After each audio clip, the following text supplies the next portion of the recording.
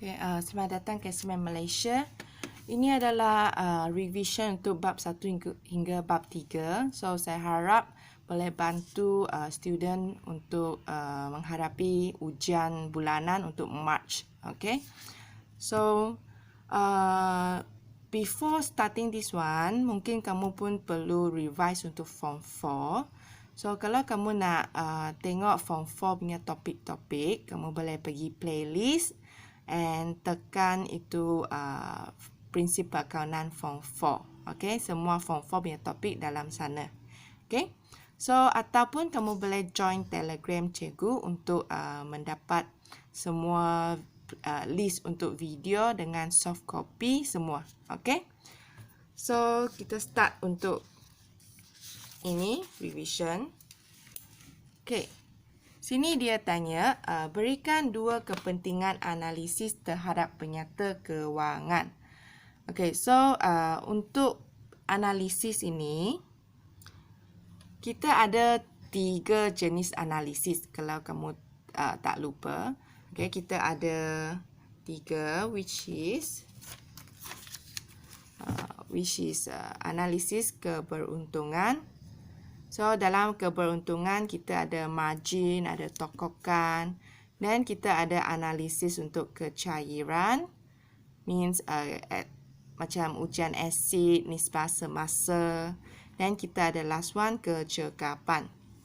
Okay. So, kecekapan means macam tempoh pembayaran hutang, tempoh penerimaan hutang. So, kita boleh based on ini untuk tulis ini soalan.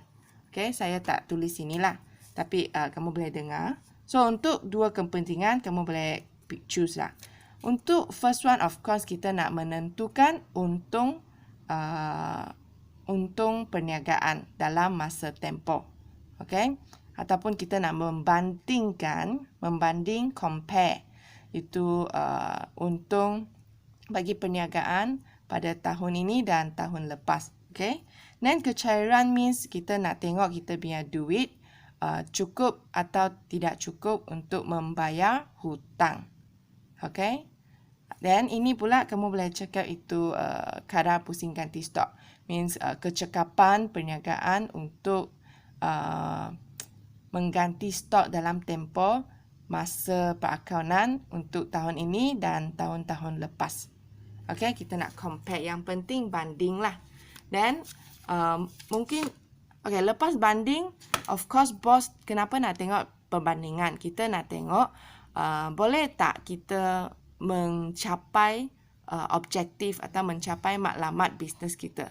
Mungkin last year saya punya sales is 1 million, then this year saya punya target is increase 50%. So kita banding, tak ada increase 50% pun.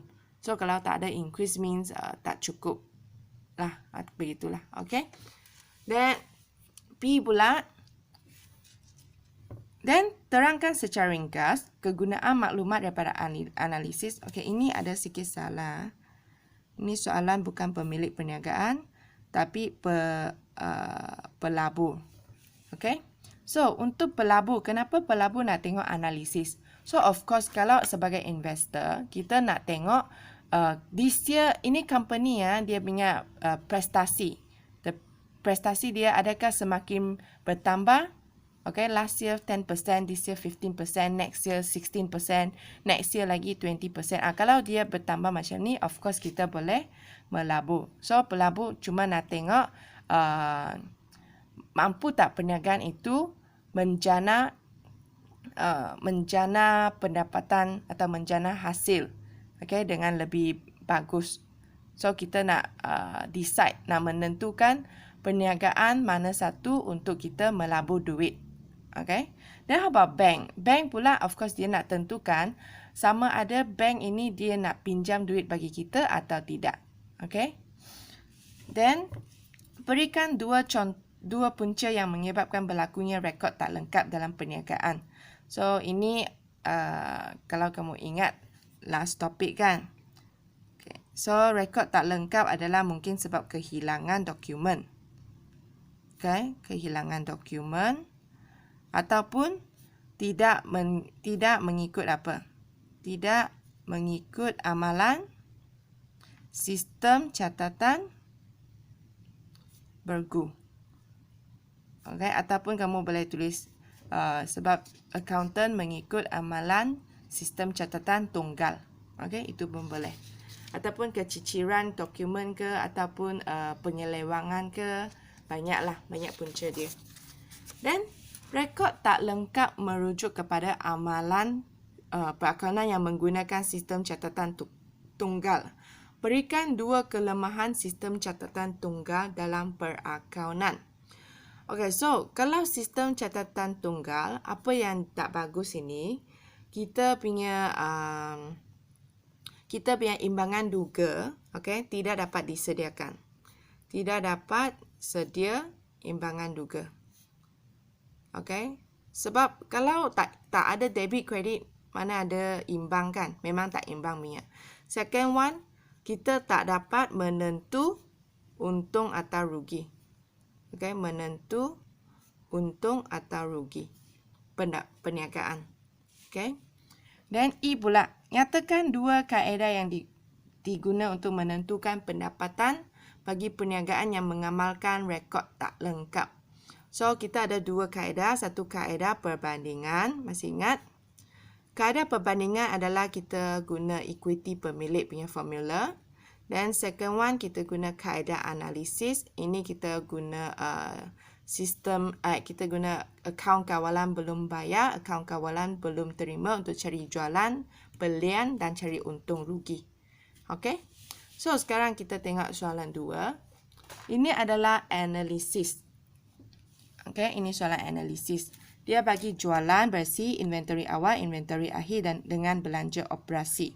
Tokokan adalah 20% atas kos. Okay, tokokan means untung kasar. Okay, ini formula dia. Untung kasar bahagi kos jualan darab 100%. So, from here we know that is equals to 20%. Kan? Okay, so kita boleh buat macam ni. Kalau untung kasar darab 100% sama dengan 20%, dan kita cari untung kasar pula. Okay, so untung kasar is actually 20 divide 100. So 0.2 lah. Darab kos jualan. Okay, sini faham 20 divide 100 is 0.2 dan kos jualan bring up darab. So, untung kasar sama dengan 0.2 kos jualan. Tapi masalahnya, saya nak cari kos jualan. Tengok soalan. Nak cari kos jualan, tapi saya tak ada untung kasar. You mesti ada untung kasar baru boleh cari kos jualan mah. Betul? Dan kita tengok maklumat apa yang dia bagi kita. Dia bagi jualan bersih. So, jualan bersih actually formula dia apa? Jualan bersih adalah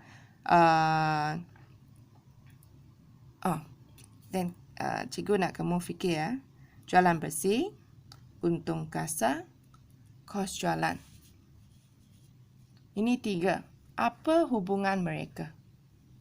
So, basically, kalau kamu ingat, untung kasar sama dengan jualan bersih tolak kos jualan.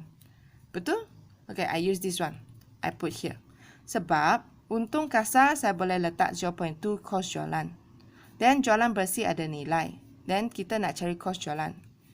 We just put in terms of kos jualan. Macam matematik lah. Okay, so kita boleh tulis sini. Untung kasar sama dengan jualan bersih tolak kos jualan. So, untung kasar adalah 0.2 kos jualan. Jualan bersih adalah 400,560 tolak kos jualan. Okay, you think just assume kos jualan ini adalah satu variable. Macam X lah. 0.2X equals to 400,560 minus X. Okay, so ini bring here. 0.2 kos jualan tambah kos jualan sama dengan 400,560. So, 0.2 plus 1 is 1.2 kos jualan. So, nak cari kos jualan, 400,560 divide 1.2. So, 400,560 divide 1.2. So, it's 333,800. Okay, so ini dapat kos jualan. RM. So, sekarang kalau saya sudah dapat kos jualan, boleh cari untung kasar tak? Boleh. Sebab untung kasa sama dengan jualan bersih tolak kos jualan mah. Sudah dapat mah. So jualan bersih 400,560 minus jualan bersih 333,800. So just minus. So 66760. 66760. Okay. So lepas tu tengok margin pula. Margin untung kasa adalah sama dengan untung kasa bahagi jualan bersih darab 100. Ingat, tokokan means over kos jualan. Margin means over jualan bersih. Okay, so untung kasa 66760, jualan bersih 400,560. Then times 100%. So 16.67%. Okay, dia nak 2 tempat perpuluhan. Okay, sini tak ada masalah kan? Then continue here. Sekarang kita nak cari untung bersih. Okay, nak cari untung bersih. So, ingat untung bersih adalah untung kasa tambah hasil tolak belanja. So, kita tengok maklumat. Maklumat cuma ada belanja, tak ada hasil. So, means ignore itu hasil. So, untung kasa is 66760 plus 0. So, minus belanja. Belanja is 42,300. Okay, so 66760 minus 42,300. So, it's 24,460. Okay, lepas tu margin untung bersih. So, margin untung bersih. Ingat, margin means over jualan bersih ya. So, means untung bersih bahagi jualan bersih darab 100%. So, untung bersih 24460. Jualan bersih 400 and 560 times 100%. So, 24460 divide 400, 560 times 100. So, is 6.1%. Okay, you see ya. Margin untung kasa is 16%. Margin untung bersih is 6.1. Means roughly got 10.5% hilang. 10.5 pergi mana? So, I think 10.5 pergi belanja. Okay. So, instead of 16%, only got 6% is net profit. Dan sekarang nak cari inventory purata. So, inventory purata means inventory awal tambah inventory akhir divide 2. Kita nak cari purata. So, inventory awal 225,100 plus inventory akhir divide 2.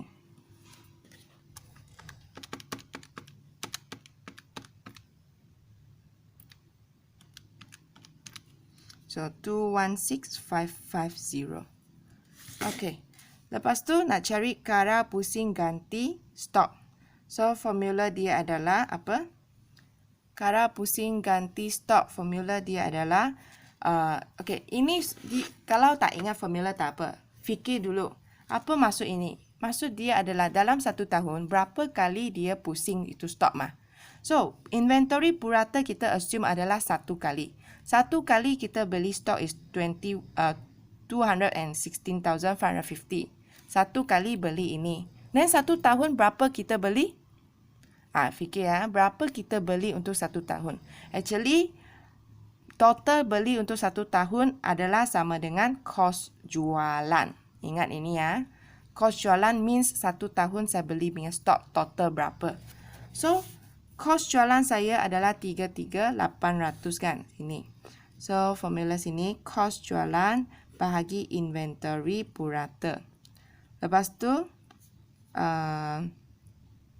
kita tengok kos jualan is 333,800. Inventory purata is 216550.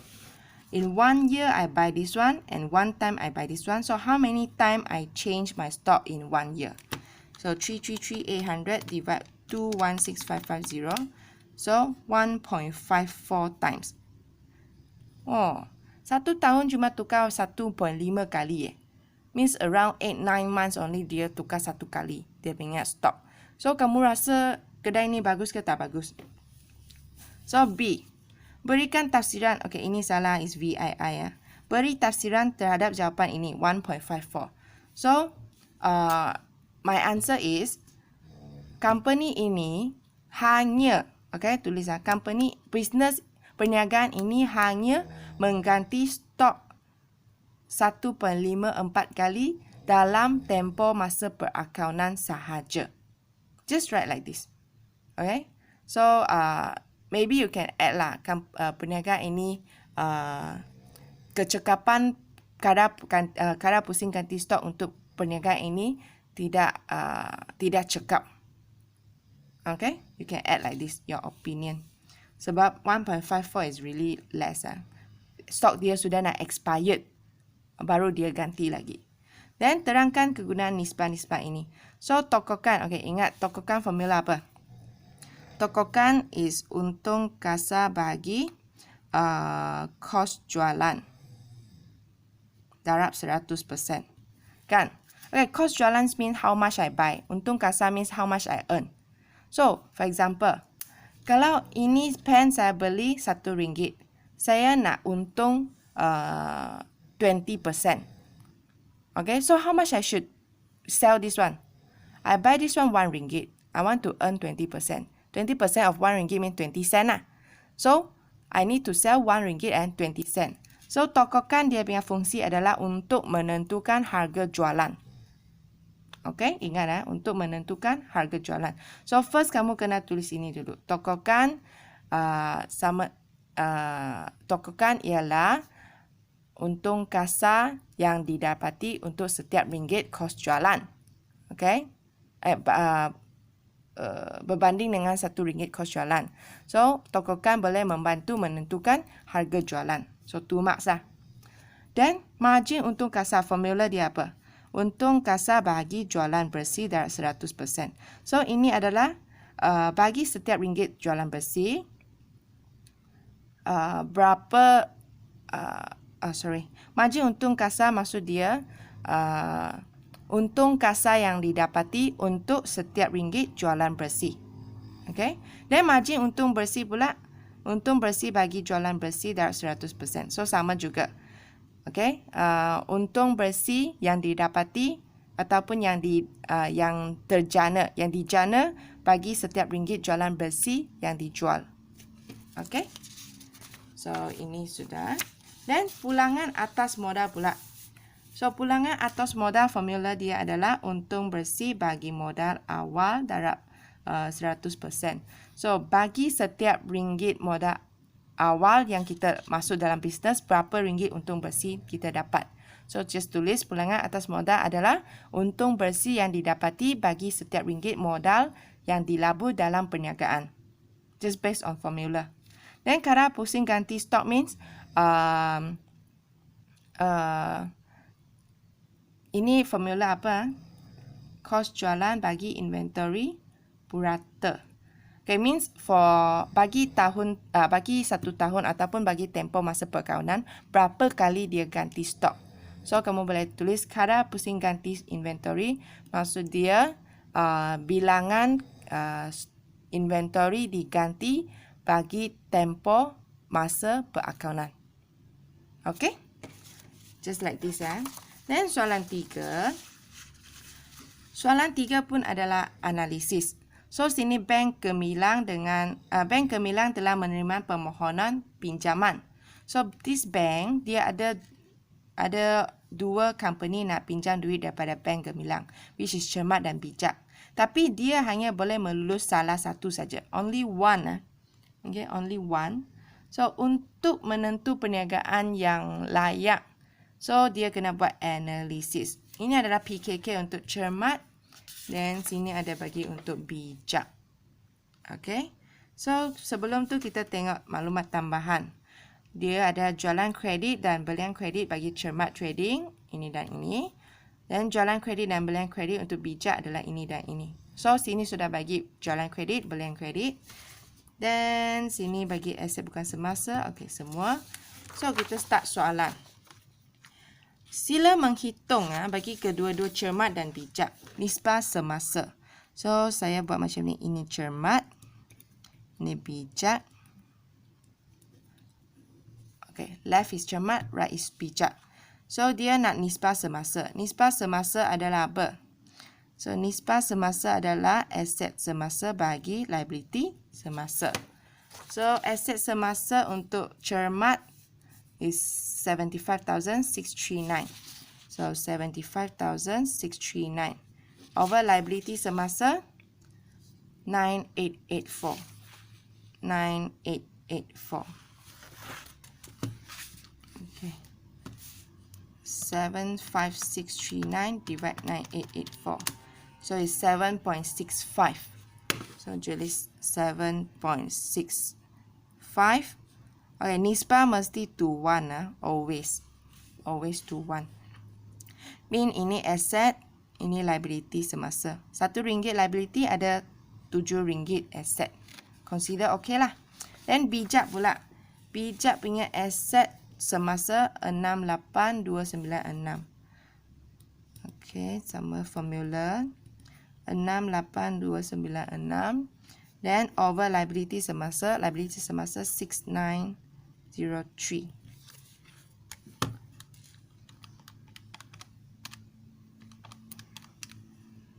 9.8921. Lagi bagus bijak lagi bagus daripada cermat. Sebab aset semasa dia lagi banyak. Okay, so kita continue. Nisbah ujian asid. Okay, so formula sama cermat dengan bijak. So formula dia adalah ini means fast punya. So mesti aset semasa tolak liability tolak inventory. Okay? Baru over liability semasa. So kita tengok untuk cermat. So aset semasa dia ini. Lepas tu kita kena tolak inventory. Kenapa nak tolak? Sebab kita nak cepat. Stok kita tak boleh cepat tukar duit mah. So kena tolak baru cepat. Berapa yang boleh tukar duit? So 75639 total minus inventory. Okay. So it's 24895. Tapi kamu kena tulis ini So 75639 minus 50,744.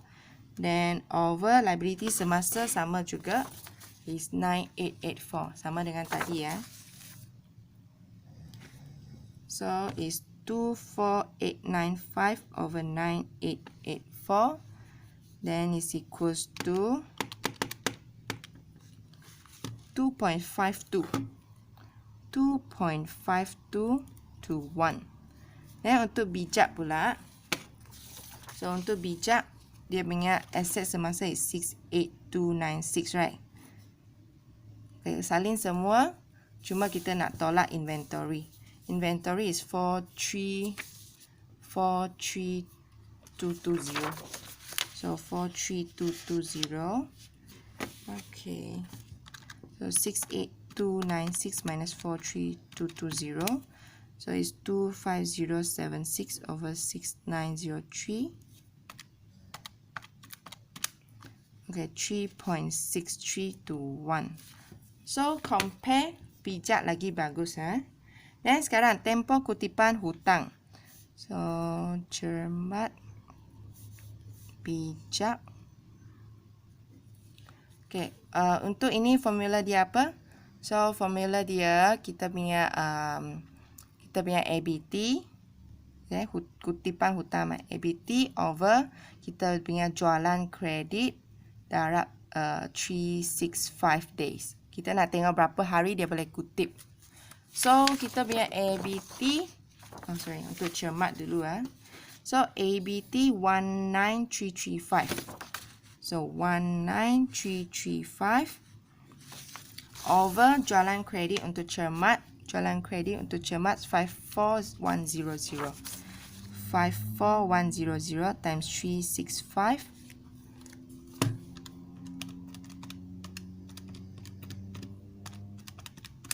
So 130 days. 130.45 days. Okay, hari. Dan untuk bijak pula. So bijak punya ABT 17176. 17176. Jumlah jualan kredit is 33110. So 33110 times 365 days.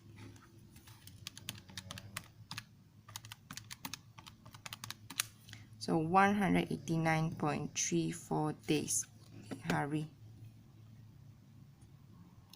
Okay, kalau tengok macam ni ya, cermat lagi bagus sebab dia cuma guna 130 hari untuk kutip hutang, tapi bijak mengguna masa yang lagi lama untuk kutip hutang. So, cermat lagi bagus. Dan sekarang, tempoh pembayaran hutang pula. Cermat, bijak. So, formula dia hampir sama macam ni, tapi ini ABB bahagi belian kredit darab 365. Okay, ini formula dia. So, untuk cermat ABB dia 7874. Okay, so 7874 bahagi belian kredit. Belian kredit is 19500. 19500 times 365. Okay, saya tulis semua dulu. Then bijak ABB is 5503. So 5503 belian kredit 21190. So 21190 times 365. Okay, so 7874 divide 19500 times 365. So 147.48 days hari lah. Then ini 5503 divide 21190 times 365. So it's 94.8 days. Sorry sini tak nampak. Bundakan jawapan kepada hari yang terdekat. So ini 130.45 means 130 days. Then ini 189 days. So yang belakang boleh cut. 147.48. So it's 147 lah.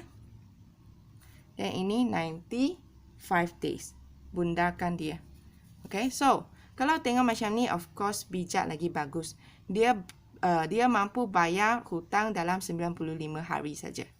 So, tengok menyatakan perniagaan manakah yang mempunyai tahap kecairan yang lebih kukuh.